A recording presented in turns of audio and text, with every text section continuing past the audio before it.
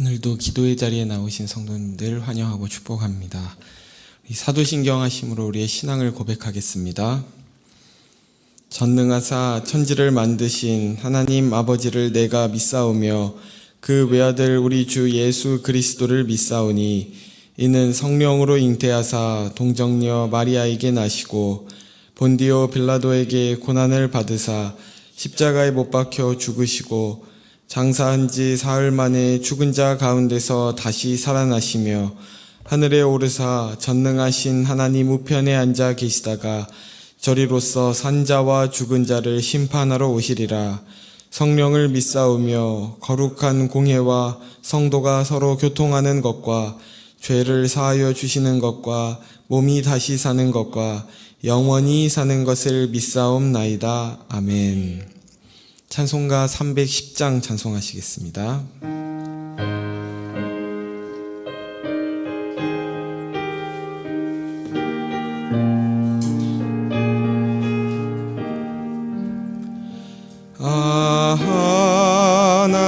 하나님의 은혜로 있을 데 없는 자 왜 구속하여 주는지 난 알 수 없도다.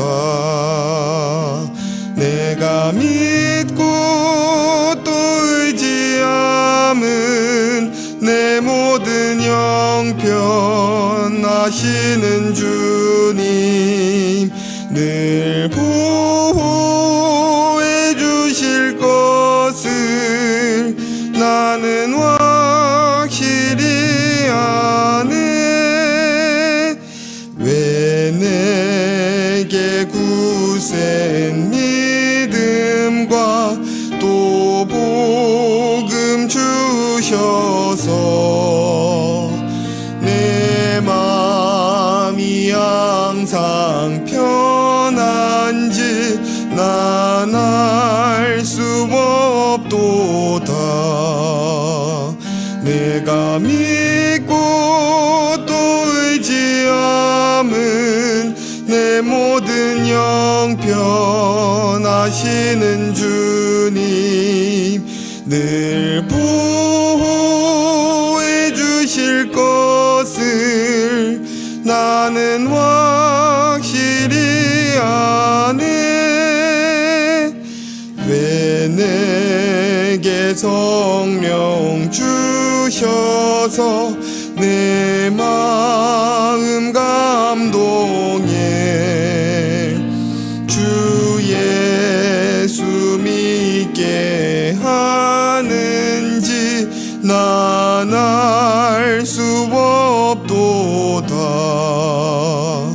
내가 믿고 또 의지함은 내 모든 형편 아시는 주님 늘 보호해 주실 것을 나는 확실히 아네.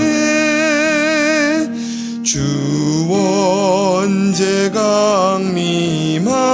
강림하실지 혹 밤에 혹 낮에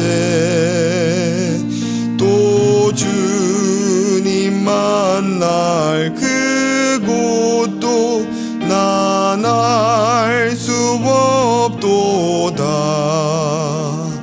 내가 믿고 또 의지함은 내 모든 형편 아시는 주님 늘 보호해 주실 것을 나는 확실히 아네.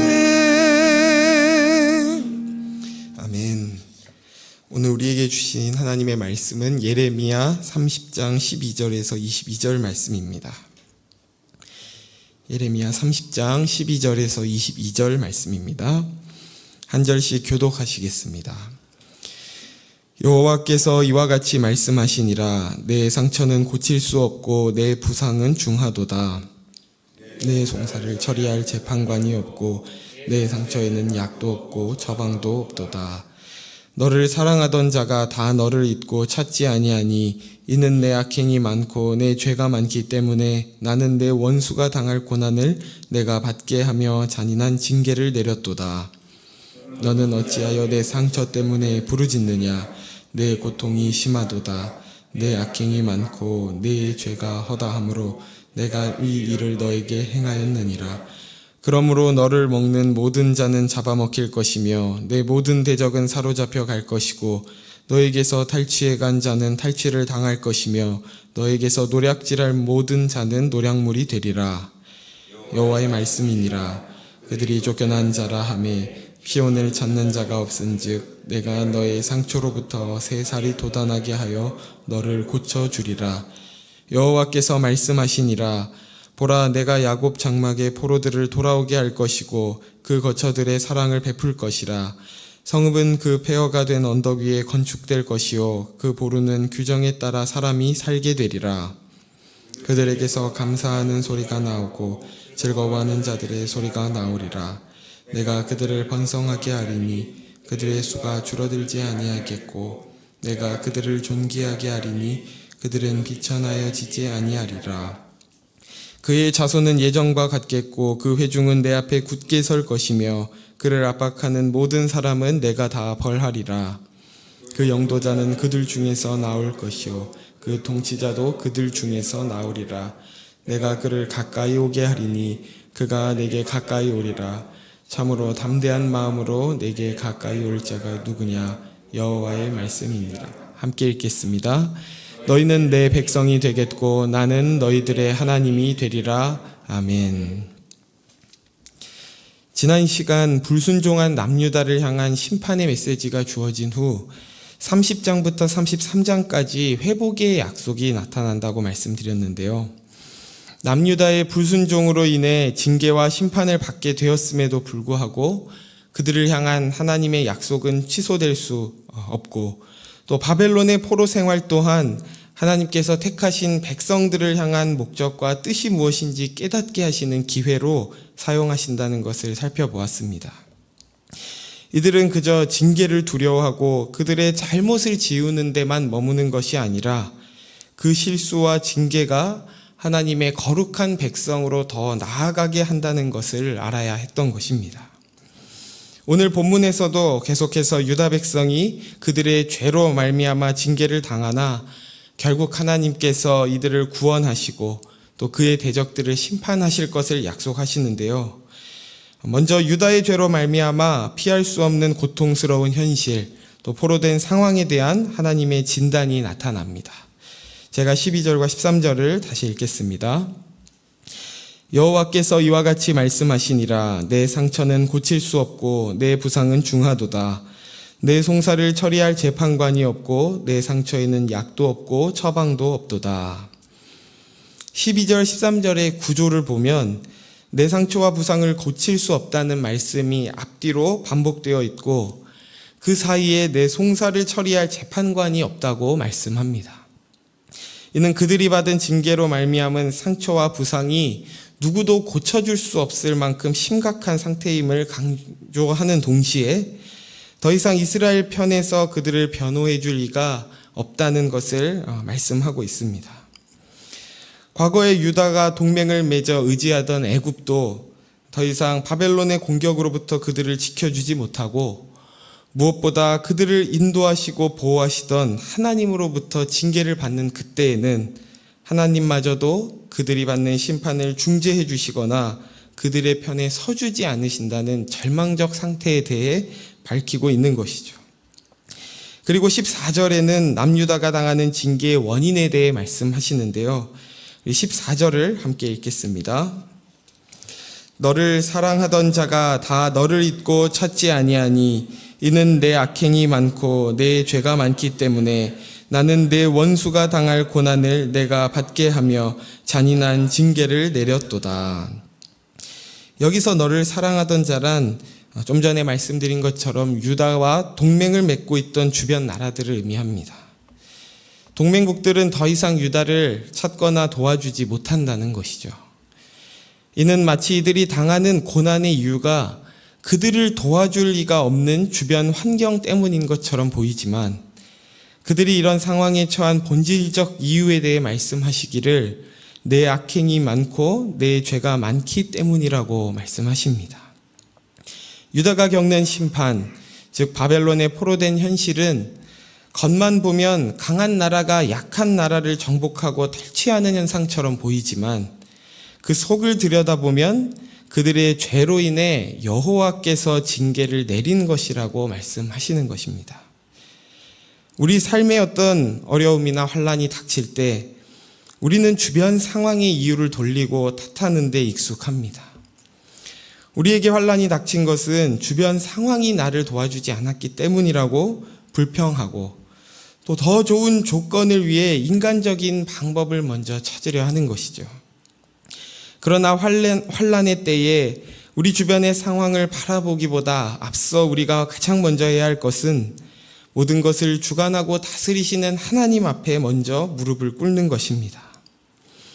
유다가 바벨론의 포로가 되고 심각한 상처를 입게 된 것은 그저 유다가 가진 조건이 좋지 않아서가 아니라 근본적으로 공의로 세상을 다스리시는 하나님께서 그들의 죄가 많은 것을 보았고 징계한 것이기 때문입니다. 그래서 유다 백성은 그들의 상처와 고통에만 집중할 것이 아니라 주님께 나아가 죄에서 그들을 건지시고 고쳐달라고 해야 했던 것입니다. 이것을 놓치고 있던 유다 백성에게 하나님께서는 15절에 이렇게 말씀하시는데요. 너는 어찌하여 내 상처 때문에 부르짖느냐? 내 고통이 심하도다.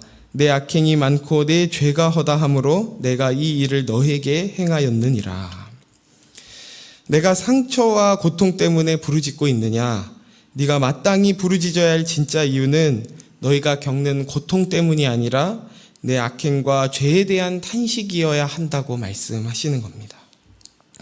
바벨론에 포로된 상황에서 그들의 목적은 결코 그 고통을 면하고 본국으로 돌아가는 것이 아니라 그들이 처한 이 바벨론 포로라는 절망적인 현실에 처하게 된 그들의 죄에 대한 자각과 여전히 여호와 하나님께서 공의로운 통치로 그들을 다스리고 계신다는 것을 인정하는 것이었습니다. 이 시간 고통스러운 현실 앞에서 반응하는 우리의 모습을 돌아보길 원하는데요.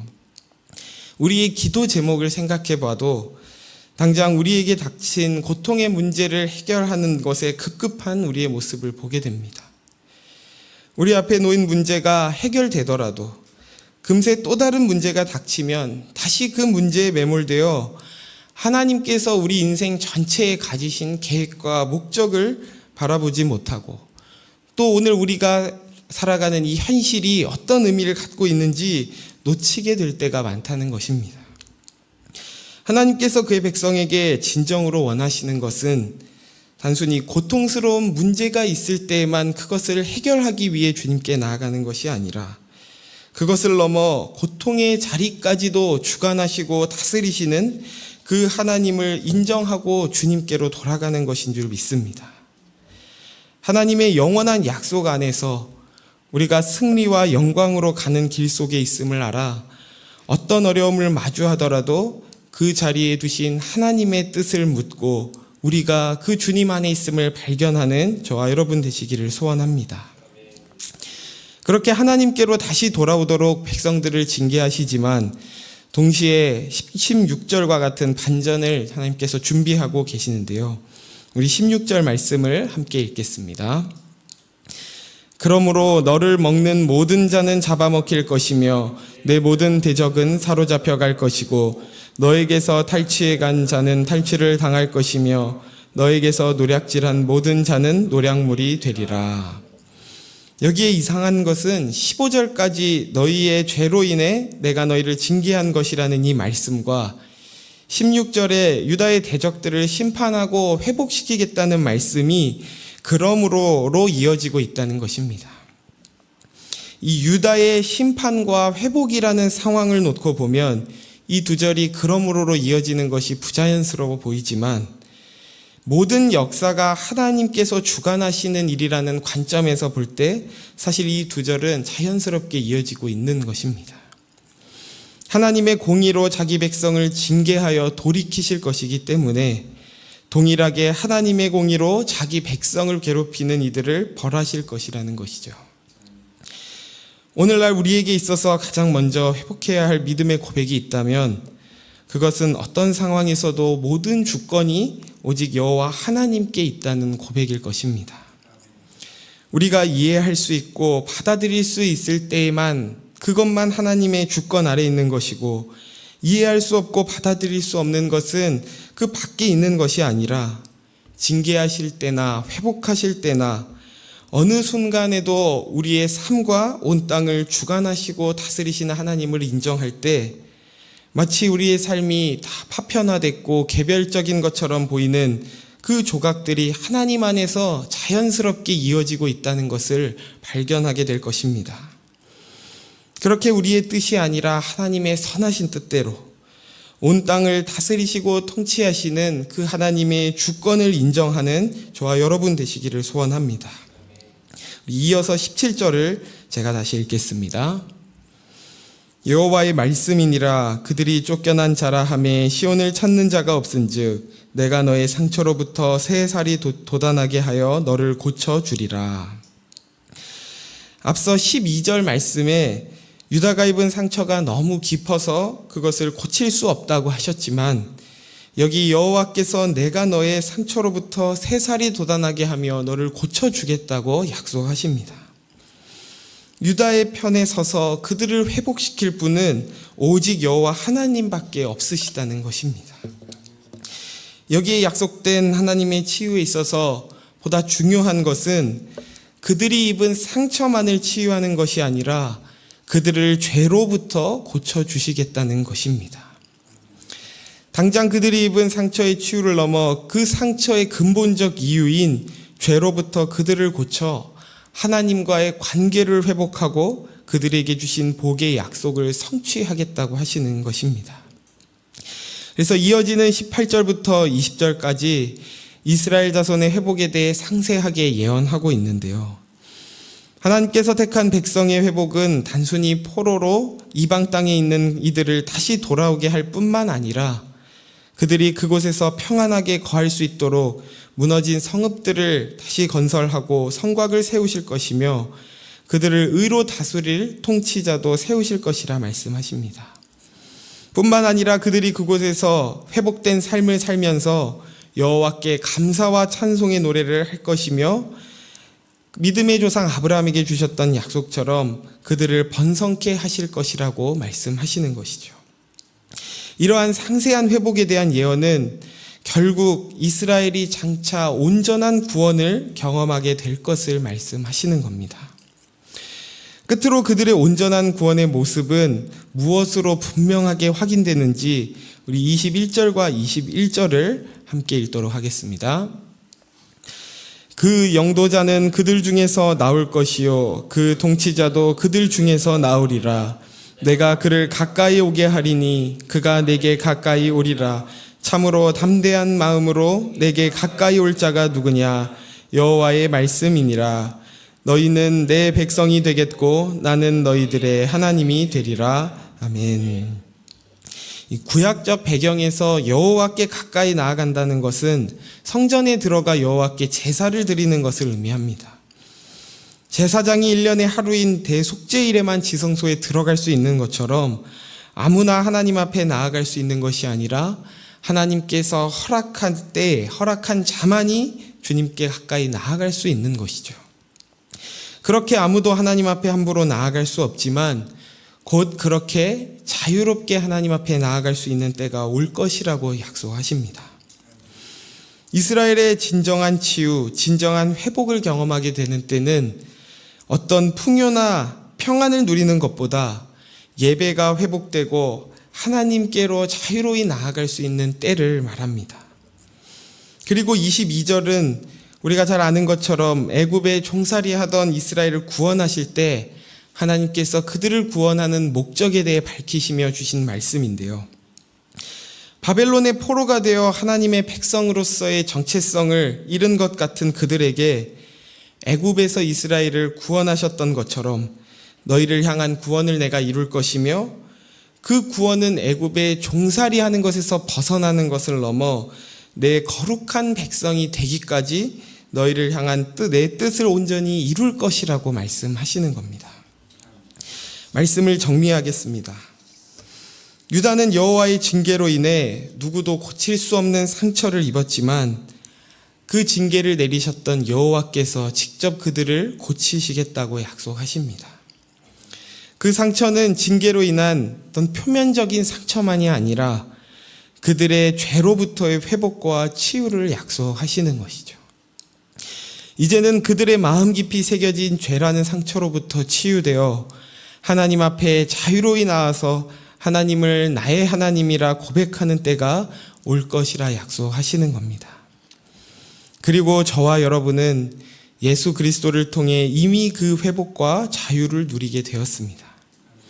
이 땅에서 겪는 여러 상처와 아픔 가운데 다른 것들에 우리의 마음을 빼앗기는 것이 아니라 오직 주님께 돌아가 회복의 가장 분명한 증표인 여호와 하나님만을 우리의 하나님이라 고백하는 참된 예배가 회복되기를 예수님의 이름으로 축원합니다. 시간 말씀을 생각하며 세 가지 기도 제목으로 함께 기도하길 원하는데요. 먼저는 징계하기도 하시고 치유하기도 하시는 하나님의 모든 주권과 섭리를 인정하며 언제나 주님 앞에 먼저 무릎 꿇는 우리가 되게 해달라고 기도합시다. 두 번째로는 예수의 피로 우리를 죄에서 고치셨으니 하나님만이 우리의 하나님이시며 우리는 그의 백성임을 삶의 예배로 고백하게 해달라고 기도합시다. 마지막으로 우리 부부 1 다락방을 위해 기도할 때 말씀과 기도 가운데 깨어 있어 자신과 시대를 잘 분별하고 살필 수 있게 해달라고 우리 나눈 이 세 가지 기도 제목을 가지고 함께 기도하며 나아가겠습니다. 하나님 아버지 감사합니다. 오늘도 우리를 예배 자리에 기도의 자리에 불러주시고 우리의 하나님이심을 우리의 말씀을 통해 깨닫게 하시니 감사합니다. 하나님, 우리가 바벨론의 포로에 있던 그 이스라엘 백성과 같이 우리 삶에서 고난과 환난을 닥쳤을 때에 우리를 고치시는 이가 오직 여호와 하나님밖에 없음을 깨닫게 하시고 그 주님 앞에 먼저 나아가 무릎 꿇게 하여 주옵소서. 우리 눈에 당장 보이는 그 문제를 해결하기에 급급한 우리가 아니라 그것까지도 주관하고 다스리시는 주님을 바라보므로 그것 가운데서도 하나님의 주권을 인정하고 하나님의 섭리를 인정하며 주님 안에서 우리가 어디에 있는지 늘 확인하는 우리가 되게 하여 주옵소서. 하나님, 예수 그리스도의 피로 우리를 죄에서 깨끗게 하시고